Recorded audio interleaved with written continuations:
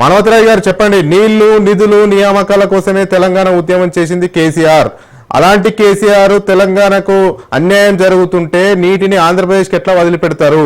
కాంగ్రెస్ చేసే ఆరోపణలన్నీ తప్పుడు ఆరోపణలు, అబద్ధపు ఆరోపణలని కూడా బీఆర్ఎస్ విమర్శలు చేస్తుంది. దీనికి మీ సమాధానం? ఇప్పుడు మా కొలువులు మాకు కావాలా అని పోరాటం చేసి కొలువులు తెలంగాణ బిడ్డలకి లేదు కానీ వాళ్ళ ఇంట్లో వాళ్ళ కుటుంబ సభ్యులందరూ కొలువులు ఇచ్చారు. మా నీళ్లు మాకు కావాలంటే తెలంగాణకు నీళ్లు రాలేదు, కృష్ణా జలాల్లో గోదావరి జలాలు నీళ్లు రాలేదు, కానీ ఆంధ్ర ప్రాంతానికి ఆ నీళ్ళన్నీ కూడా తరలించారు. అదేవిధంగా నిధుల విషయానికి వచ్చినట్లయితే ప్రభుత్వ ఖజానాను ఖాళీ చేశారు. ఈ 10 ఏళ్ల కాలంలో వాళ్ళ పార్టీ ఖజానాను 1600 కోట్లతో నింపుకున్నారు. ఇది వాళ్ళ యొక్క పరిపాలన. ఇక నేల విషయం మీద చర్చ కాబట్టి ఇక్కడ జరిగేది ఎవరి హయాంలో ఏం జరిగింది, గోదావరి నది పైన ఏ విధంగా ఆంధ్రప్రదేశ్ జలదోపిడీ చేస్తుంటే వీళ్ళు చూస్తూ ముద్దు నిద్రపోయారు, కృష్ణా జలాల్లో జలదోపిడీ చేస్తుంటే ఎట్లా నిద్రపోయారు నేను చెప్పే ప్రయత్నం చేస్తాను. అదేవిధంగా తెలంగాణ యొక్క ఆత్మగౌరవాన్ని చేపల పులుసుకి రొయ్యల పులుసుకు తాకట్టు పెట్టినటువంటి దిగజారినటువంటి రాజకీయ నాయకుడు మాజీ ముఖ్యమంత్రి కేసీఆర్ గారు అని చెప్పి ఇలా తెలంగాణ సమాజం మొత్తం కూడా చర్చించుకుంది. ఎందుకంటే ఇవన్నీ నోటి మాటలతో కాదు, ఇలా అంకెలతో సాక్ష్యాలతో సహా ఉన్నాయి. బేసిన్లు లేవు, బేసిజాలు లేవు. మా తెలంగాణలో గోదావరి జలాల్లో 3000 టీఎంసీలన్నీ కూడా వృధాగా పోతున్నాయి అని చెప్పేసి మీరు వాడుకోండి అని చెప్పేసి యథేచ్ఛగా మీ ఇష్టమని వాడుకోమని దోచుకోమని చెప్పి చెప్పడం జరిగింది. అదేవిధంగా కృష్ణా జలాల్లో అప్పటికే ఉమ్మడి రాష్ట్రం అయిపోయింది. మనం మాట్లాడితే కాంగ్రెస్ 50 ఏళ్ళు అధికారం ఉందంటే మరి తెలంగాణ తెచ్చుకుంటే ఎందుకు? మనం తెలంగాణ రాష్ట్రానికి కాంగ్రెస్ పార్టీ ఇచ్చింది ఎందుకు అంటున్నా? అరే జలదోపిడీ నుంచి తెలంగాణ రక్షించడం కోసం, నియామకాలు కొలువుల నుంచి రక్షించడం కోసం, కాబట్టి తెలంగాణ బిడ్డల ముఖ్యమంత్రి అవుతాడు. కాబట్టి కేసీఆర్ ముఖ్యమంత్రి అయినంటే కొలువులు నిరుద్యోగులకు వస్తాయి, నీళ్ళన్నీ కూడా తెలంగాణకు వస్తాయి, నిధులు కూడా తెలంగాణలో ఉంటాయనుకుంటే ధనిక రాష్ట్రం కాస్త అప్పుల కుప్పగా మార్చారు. కాబట్టి దాన్ని కాపాడుకోలేకపోయారు. 10 ఏళ్ళు కూడా చూస్తూ వాళ్ళని ఔదార్యంగా వ్యవహరిస్తూ ఉదారంగా వ్యవహరిస్తూ వాళ్ళకు నీళ్లు ఇచ్చారు. కృష్ణా జలాల్లో 811 టీఎంసీలు అప్పుడు అవార్డు చేయడం జరిగింది. 811 టీఎంసీల తర్వాత తెలంగాణ 14లో ఏర్పడింది. తెలంగాణ ఏర్పడినప్పుడు వీళ్ళు ఏం చేశారు? తెలియగలవాళ్ళు ఎవడైనా 70% కృష్ణా నది తెలంగాణ నుంచి పారుతుంటే క్యాచ్మెంట్ ఏరియా మొత్తం కూడా ఆ నదీ పరివాహక ప్రాంతం మొత్తం కూడా తెలంగాణ వైపు ఉంటే వాళ్ళకు సంతకాలు పెట్టేందుకు రావాలంటున్నా. 512 టీఎంసీలు ఆంధ్రకు, 299 టీఎంసీలు తెలంగాణ. సంతకాలు పెట్టొచ్చి చేసిందంతా చేసి తప్పు చేసి ఆధారాలను దొరికిపోయి ఎక్కడ పరుగు పోద్దు అని చెప్పి ఇప్పుడు సమర్థించుకునే ప్రయత్నం ఒక తప్పు కాదు. అది కేవలం తాత్కాలిక ఒప్పందమే అనేది కూడా చెప్తున్నారు. ఒకసారి తాత్కాలిక ఒప్పందం మీద సంతకం పెడితే దాని మీద కూర్చుంటారు వాళ్ళు. ఆమె ఇప్పుడు అదేగా సమస్య. అయినప్పటికీ ఇప్పుడు మనం ఏం కోరుతున్నాం? వాళ్ళు చేసినటువంటి తప్పుల్ని కాంగ్రెస్ ప్రభుత్వం, రేవంత్ రెడ్డి గారు, నీటిపారుదల శాఖ మంత్రి ఉత్తమ్ కుమార్ రెడ్డి గారు చేయట్లేదు. బరాబర్ ఇప్పుడున్నటువంటి ట్రిబ్యునల్లో గోదావరి బేసిన్ అవార్డు 2లో జరుగుతున్న వాదనలో బలంగా వినిపిస్తున్నాం.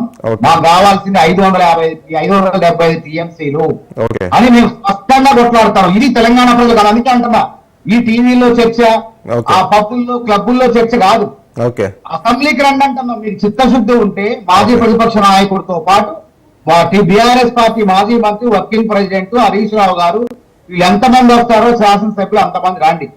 అందుకే చట్టబద్ధంగా దేవాలయాలతో సమానం చట్టసభలు. ఆ చట్టసభలో చర్చించమంటే వాళ్ళు దొంగ తిరుగుడు మాట్లాడతారు, అక్కడ రాండి ఇక్కడ రాండి అని అబద్ధాలు ప్రచారం చేసే ప్రయత్నాలు చేస్తారు. అసలు అబద్ధాల పునాదుల మీద 10 ఏళ్లు పాలించింది వాళ్ళు. అందుకే మీరు అబద్ధాలు ఆడుతున్నారా, మేము అబద్ధాలు ఆడుతున్నాం, వాస్తవాలు తెలియాలి. అదేవిధంగా బనకచర్ల ప్రాజెక్టు విషయంలో తెలంగాణ అధికారం పోయింది కదా, తెలంగాణ ఆంధ్ర మధ్య విభేదాలు రాజేసే ప్రయత్నం చేస్తారు. నీటి వివాదాలు పరీక్షించడం కాదు. ఆ రోజు ఆయన గోదావరి జలాల్లో అసలు మనకు వచ్చే వాటి నికర జలాలు, మిగులు జలాలు, వరద జలాలు. నికర జలాల్లో మనకు 928 టీఎంసీలు ఉన్నది. 30 టీఎంసీలు వృధా పోతున్నాయి. మరి మహానుభావుడు అప్పుడు ఎందుకు చెప్పలేదు హరీష్ రావు గారు 1900 టీఎంసీలు మనం వాడుకోవచ్చు, మాకు 1900 టీఎంసీలు వాటా ఉందని ఆ రోజు ఎందుకు చెప్పలేదు, ఈ రోజు ఎందుకు మాట్లాడుతాడు? అంటే తప్పు జరిగింది, ప్రజలు తెలుసుకున్నారు కాబట్టి కప్పిపుచ్చుకునే ప్రయత్నం. మానవతరాయ్ గారు, మీరు బనకచర్ల ఇష్యూ తీశారు కాబట్టి చెప్తా ఉన్నాను. బనకచర్ల అంశం అనేది బీఆర్ఎస్ నేత మాజీ ఇరిగేషన్ శాఖ మంత్రి హరీష్ రావు ప్రెస్ మీట్ పెట్టి బనకచర్లకు మన నీటిని దోసుకపోతున్నారు, మన నీటిని తరలించకపోతున్నారు, కాంగ్రెస్ అప్రమత్తం కావాలని ప్రెస్ మీట్ పెట్టేదాకా కూడా కాంగ్రెస్ ప్రభుత్వం అప్రమత్తం కాలేదు అనేది ఒక విమర్శ. మీరు గుర్తుపెట్టుకోండి, నీళ్ళ సోయలేదు. జనవరి నెలలోనే మేము డిబేట్ చేస్తున్నాం టీవీ ఛానల్లో. ఓకే, టీఆర్ఎస్ నాయకులు కూడా వచ్చారు. ఆ తర్వాత జనవరి 20వ తారీఖున నీటిపారుదల శాఖ కార్యదర్శి రాహుల్ బొజ్జా గారు అధికారికంగా మా సిడబ్ల్యూసికి గోదావరి బోర్డుకు ఫిర్యాదు చేశారు. ఓకే, కనకచర్ల ఆపాలని చెప్పి. నోటి మాటలతో కాదు, మీ జీను మన రాజును రమ్మనండి, మధ్యాహ్నం ఏ టైం రమ్మంటారో లేక పంపించారు. అప్పుడే ముఖ్యమంత్రి రేవంత్ రెడ్డి గారు మాట్లాడారు. ఆ పేపర్ కటింగ్స్ కూడా పట్టుకొస్తాం. అంటే వీళ్ళ మానవతరాయ్ గారు మీరు చెప్తుంది కరెక్ట్ గా వీళ్ళ ప్రధాన ఆరోపణ ఏంటి అంటే వీళ్ళ ప్రధాన రాజరెడ్డి గారు మీరు అడ్డుపడకండి, అడ్డుపడలేదు, నాకు అడ్డుపడకండి. ఓకే ఓకే, సివిల్ వర్క్స్ అన్ని పూర్తయితున్నాయి, 70-80% పూర్తయింది. ఓకే, నిద్రపోయారు. మొత్తం 2023 దాకా మీరు అధికారంలో ఉన్నారు కదా, ఎందుకు ఆపే ప్రయత్నం చేయలేదు?